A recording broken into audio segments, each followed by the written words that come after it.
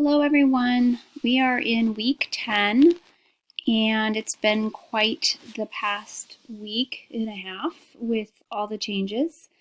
You guys, of course, are online and have always been online, but now I've got 3 other classes that have moved to online.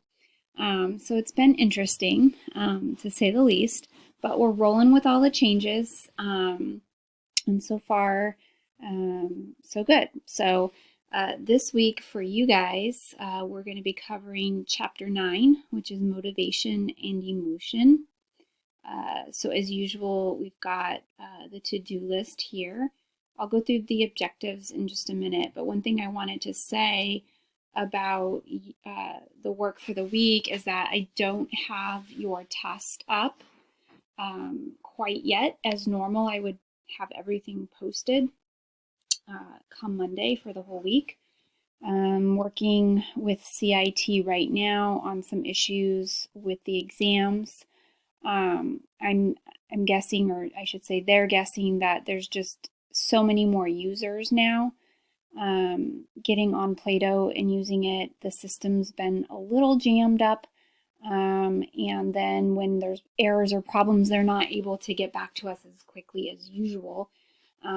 So I'm waiting to get your next exam up. I will have it in here this week, and I'll probably post an announcement when that's ready.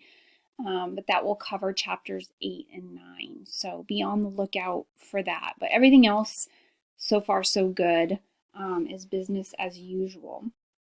So for this chapter, the book really is divided into 2 halves. The first half is talking about motivation, and then the second half is talking about emotion.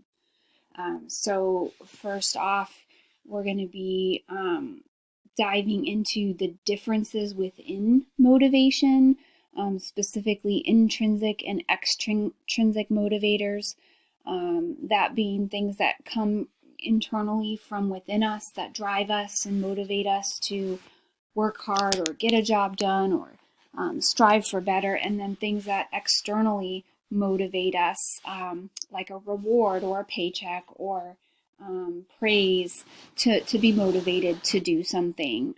So those are kind of the 2 different sides of motivation, and then we'll be looking at some key elements of instinct and drive reduction approaches to motivation. These are just 2 different theories as to how and why we're motivated.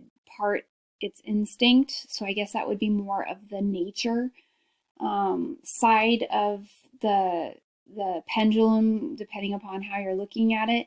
And then the other side would be the drive reduction, which is more like environmentally based things that affect our motivation. Drive reduction is like we are motivated to reduce any anxiety that might be, for example, surrounding a test. So in order to do that, we study more. And that's then reducing that sort of anxiety or that drive that we're feeling. So you'll see sort of some of the key characteristics of the different approaches to understanding motivation. Explaining the characteristic of the 3 types of needs. So we have different types of needs. You'll be looking at Maslow's hierarchy of needs. Sort of like our base level needs are things that have to be attended to. We have to have in order to survive, like food and water and shelter. And he proposes kind of like a pyramid scheme, where as you move up the pyramid, the needs become more of not necessity, but things that we would like to have. So we might need food and water, and then next we might need care and love and affection, and then above that maybe good self-esteem and feeling good about ourselves. And so you're working your way on up to get to what he would call a self-actualization, where the individual has realized their full potential of what their value is in their sort of way that they see themselves. So we'll be looking at that and how arousal plays a role in that. And arousal is an environmental factor. Things around us can shift and change, which affect our motivation. Incentives can change. We can either be given them or not given them. They might look different depending upon where you are. And all of those really feed into the theories that help explain motivation. So again, looking at Maslow's hierarchy of needs, and then he has a self-determination model, which sort of helps to explain the reasoning behind our motivations. We'll look at some of the physical and social factors that influence hunger. Hunger is a drive, so a lot of what goes into this topic of motivation is also the drives that we feel. And then sort of the applied side of it is what are some things in our environment or our society today that are affected by those drives. So obviously the contribution to obesity, right? We are taking hunger into our own hands where we're sort of overeating. And so we're changing our drive, we're changing our hunger drive to the point where we're not satiated, or it takes more to be satiated, which is contributing to obesity. So it's a good applied look at how these things are affecting society.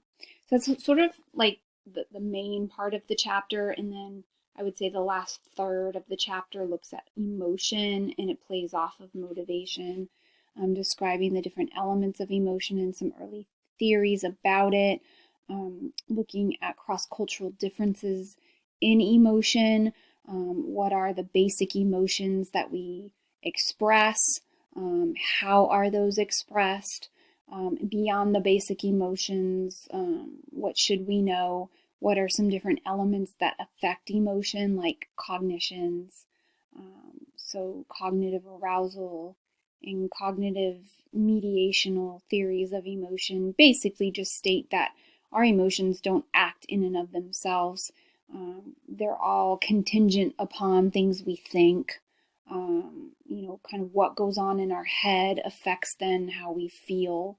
How we feel affects what goes on in our head. And so it's sort of like this revolving door process of emotions and cognitions feeding into one another. And so you'll spend a little bit of time there just understanding what some of those theories are that talk about that. And then lastly, just barriers and benefits to implementing a personal system to manage your time and tasks. This is awesome. The book has a little bit on just how to make better use of your time, task management, which tends to feed some of our other drives because the key component there is stress.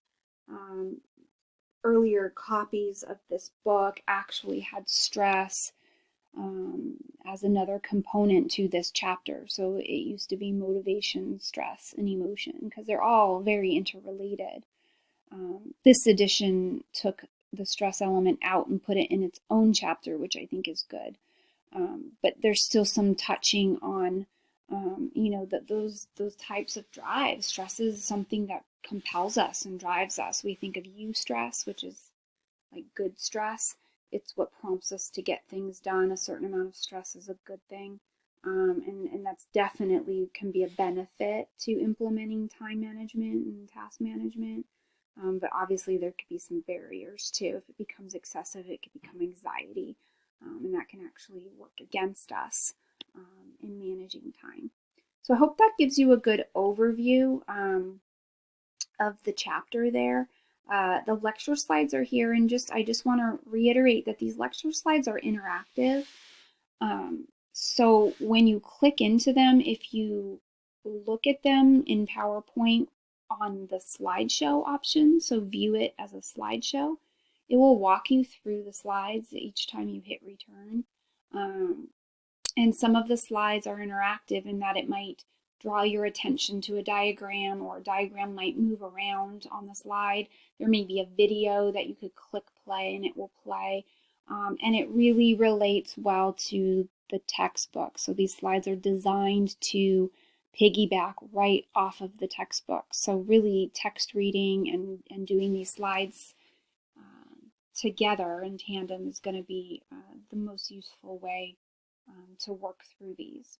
I've put a couple videos here.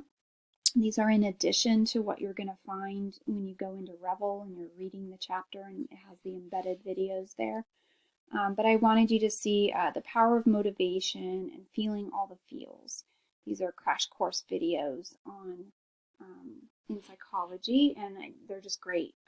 Really zone in on some key stuff that the book talks about that I think you guys will get a lot out of. Your discussion for this week revolves around Hawk reading 6.2. I can see it all over your face.